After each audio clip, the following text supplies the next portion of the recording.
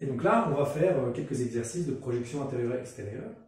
Donc ici, une citation, « Notre réalité extérieure est une projection de notre réalité intérieure. Nous vivons selon nos croyances et nos conditionnements. À cet égard, changer notre vie, penser à changer notre intérieur. » Donc pour changer notre vie, penser à changer notre intérieur.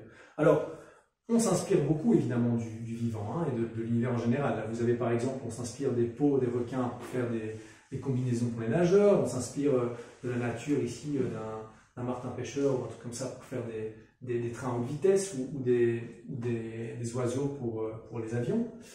Mais c'est beaucoup moins évident pour nous-mêmes. Mais quand on applique ce principe, ce qui est à l'intérieur est comme ce qui est à l'extérieur, en fait on voit bien que c'est comme ça qu'on est construit, c'est-à-dire que nos cellules contiennent de l'information à l'intérieur d'elles, ce qu'on appelle l'ADN, qui est responsable de la façon dont elle s'agence à l'extérieur.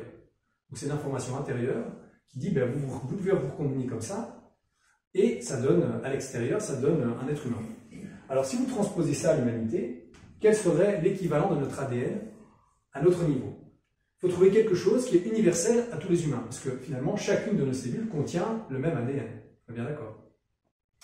Et les choses qui finalement sont l'équivalent de l'ADN au niveau de l'humain, ben, il y a deux seules sagesses intérieures universelles à chaque être humain. Ben, c'est déjà, vous disséquez votre corps, vous ouvrez, ben, que vous soyez noir, asiatique ou quoi, ben, les mêmes organes à l'intérieur. Hein. Vous avez l'estomac, l'intestin. Après, ça ne fonctionne pas tout à fait de la même manière. Parfois, il y a des petites subtilités. Mais globalement, on a tous un estomac, on a tous un intestin, on a tous des poumons, on a tous un cœur, on a tous un cerveau.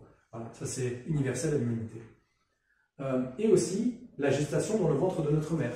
Je ne pense pas qu'il y ait des êtres humains qui soient nés dans des choux ou qui soient apportés par une cigogne. Donc ça, c'est aussi une expérience universelle, vécue, traversée par chaque être humain.